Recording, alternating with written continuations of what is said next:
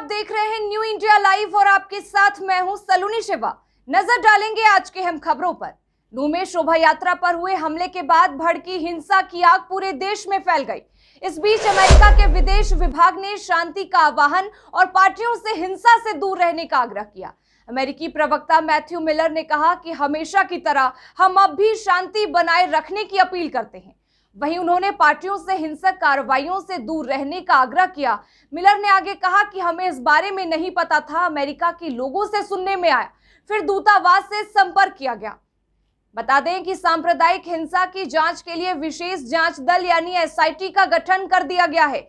वहीं मुख्यमंत्री मनोहर लाल ने हिंसा में हुए नुकसान की वसूली उपद्रवियों से ही करने का ऐलान किया।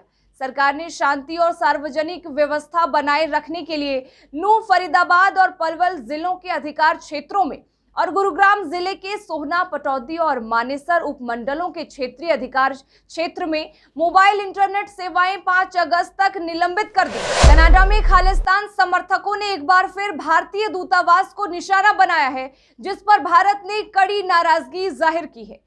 दरअसल 1 अगस्त को वैंकूवर में भारतीय दूतावास के बाहर लगे पोस्टर को लेकर भारत ने कनाडा के अधिकारियों से शिकायत दर्ज कराई है। साथ ही इसे सुरक्षा में चूक का गंभीर मामला माना है। भारत ने कनाडा के अधिकारियों से शिकायत दर्ज करते हुए कहा कि पहले ही अलगाववादी समूह ने भारत के स्वतंत्रता दिवस पर भारतीय दूतावासों को घेरने की धमकी दी थी। इस तरह के पोस्टर पहले भी अन्य क्षेत्रों में देखने को मिले थे। बावजूद इसके इसे गंभीरता से नहीं लिया गया, जो दर्शाता है कि यह सुरक्षा में कितनी बड़ी चूक है। भारतीय दूतावास के बाहर लगे पोस्टर पर वांटेड शब्द लिखा हुआ था। इन पोस्टरों में भी Indian high commissioner Sanjay Kumar Verma और टोरंटो में भारत के वाणिज्य दूतावास जनरल अपूर्व श्रीवास्तव को निशाना बनाया गया था। इन दोनों भारतीय अधिकारियों पर पोस्टर में खालिस्तानी नेता हरदीप सिंह निज्जर की हत्या का आरोप लगाया गया है। बताते चलें कि इससे पहले किल इंडिया शीर्षक के साथ पोस्टर जारी किए गए थे, जिन्हें पाकिस्तानी हैंडल के साथ सोशल मीडिया पर साझा किया गया था। छत्तीसगढ़ के मुख्यमंत्री भूपेश बघेल रायपुर और बिलासपुर में युवाओं से भेंट मुलाकात कार्यक्रम करने के बाद अब वे दुर्ग संभाग के युवाओं के साथ भेंट मुलाकात करेंगे। सीएम बघेल के दुर्ग में होने वाले भेंट मुलाकात कार्यक्रम को लेकर जिला प्रशासन तैयारियों में जुट गया है। दुर्ग संभाग के युवाओं के साथ सीएम भूपेश बघेल का यह भेंट मुलाकात कार्यक्रम भिलाई के जयंती स्टेडियम में होगा। दरअसल चुनावी साल में सभी राजनीतिक पार्टियों के नेता मतदाताओं को साधने की कोशिशों में जुट गए हैं। बीजेपी लोगों को राज्य की कांग्रेस सरकार के योजनाओं की विफलताएं और भ्रष्टाचार बता रही है, तो वहीं सत्ताधारी पार्टी कांग्रेस को घेरने के लिए कोई भी मौका नहीं गंवाना चाह रही। साथ ही मुख्यमंत्री भूपेश बघेल भेंट मुलाकात के जरिए सीधे लोगों से मुलाकात कर रहे हैं और योजनाओं का लाभ लोगों को मिल रहा है कि नहीं, इसके बारे में जानकारी ले रहे हैं। साथ ही मुख्यमंत्री भूपेश बघेल भेंट मुलाकात कार्यक्रम के बाद विधानसभा स्तर पर भेंट मुलाकात कार्यक्रम किए थे। अब सीएम बघेल प्रदेश के 5 संभागों में जाकर युवाओं से भेंट मुलाकात करेंगे, उनकी समस्याएं सुन रहे हैं और उसका समाधान भी कर रहे हैं। साथ ही सीएम बघेल युवाओं की मांग के आधार पर कई वादे भी कर रहे हैं। देश की राजधानी दिल्ली से सटे हरियाणा में हिंसा भड़कने के बाद से ही दिल्ली पुलिस अलर्ट पर है। चप्पे चप्पे पर सुरक्षा बलों की तैनाती की जा रही है। दिल्ली पुलिस के प्रवक्ता सुमन नलवा ने भी इस संबंध में एक बयान जारी कर लोगों को सतर्क किया है। प्रवक्ता ने कहा कि दिल्ली में कोई भी घटना ना हो, इस पर हम लोगों की पैनी नजर। पड़ोसी राज्य की घटना के बाद हम लोग अलर्ट पर हैं। दिल्ली में माहौल बिगाड़ने की कोई भी अगर कोशिश करेगा तो उस पर हम सख्त कार्रवाई करेंगे। मेरी जनता से अपील है कि पैनिक में ना आए और अफवाह पर बिल्कुल ध्यान ना दें। हम लोगों की नज़र सोशल मीडिया पर भी है। 15 अगस्त और G20 समिट भी होने वाली है, इसलिए हम पूरे एहतियात बरत रहे हैं।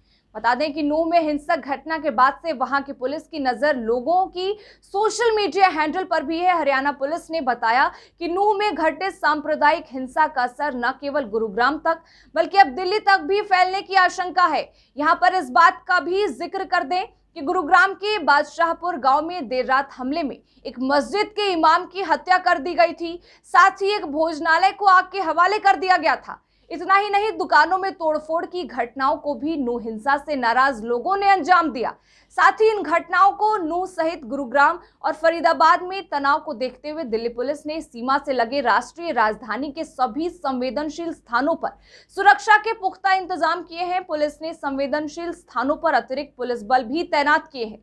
दिल्ली पुलिस ने अपने अधिकारियों को आदेश दिया है कि राजधानी के लोगों की सुरक्षा तथा सांप्रदायिक सौहार्द बिगाड़ने के किसी भी प्रयास से सख्ती से निपटा जाए। राजस्थान की अशोक गहलोत सरकार प्रदेश की महिलाओं को खास उपहार देने जा रही है।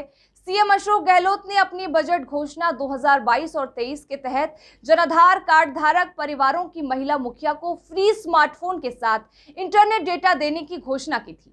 राजस्थान सरकार की इंदिरा गांधी स्मार्टफोन योजना के तहत फ्री मोबाइल फोन और फ्री डेटा का तोहफा देने जा रही है।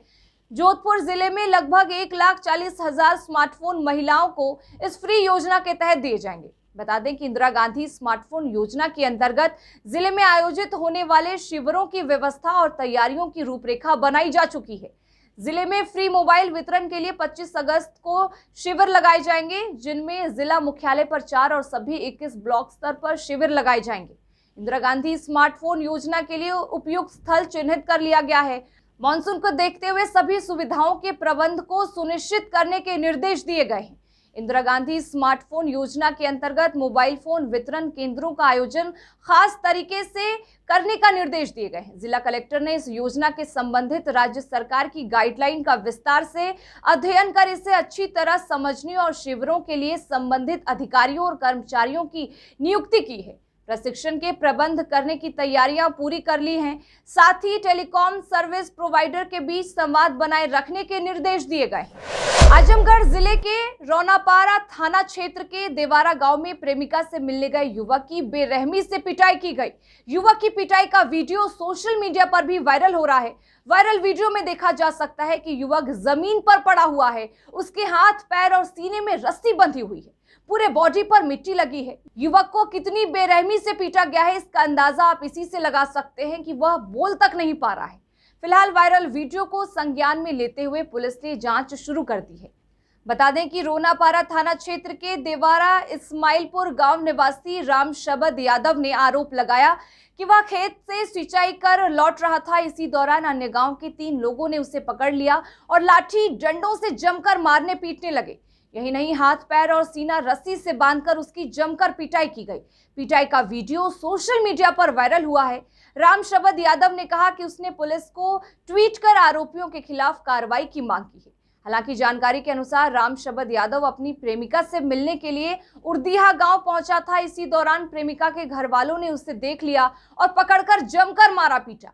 पुलिस ने पीड़ित राम शबद की तहरीर पर 3 आरोपी जगदीश, घनश्याम और संदीप पटेल के खिलाफ हत्या के प्रयास सहित अन्य धाराओं में मुकदमा दर्ज कर लिया है। साथ ही एक आरोपी घनश्याम को गिरफ्तार कर जेल भेज दिया। खबर उत्तर प्रदेश के अलीगढ़ से आ रही है, जहां स्वास्थ्य विभाग में तैनात महिला कर्मचारी ने खाया नशीला पदार्थ, जिसके बाद उन्हें गंभीर हालत में आईसीयू में भर्ती कराया गया है। फिलहाल स्वास्थ्य विभाग की टीम इलाज में जुट गई है। बता दें कि तबादला होने से नाराज थी महिला कर्मचारी। वहीं पूरे मामले को लेकर एजी हेल्थ का कहना है कि फिलहाल एएनएम की हालत स्थिर है और वह खतरे से बाहर है। स्वस्थ होने पर उससे लिखित में शिकायत पत्र लिया जाएगा और उसी आधार पर कार्रवाई की जाएगी। साथ ही उन्होंने और क्या कुछ कहा, सुनिए।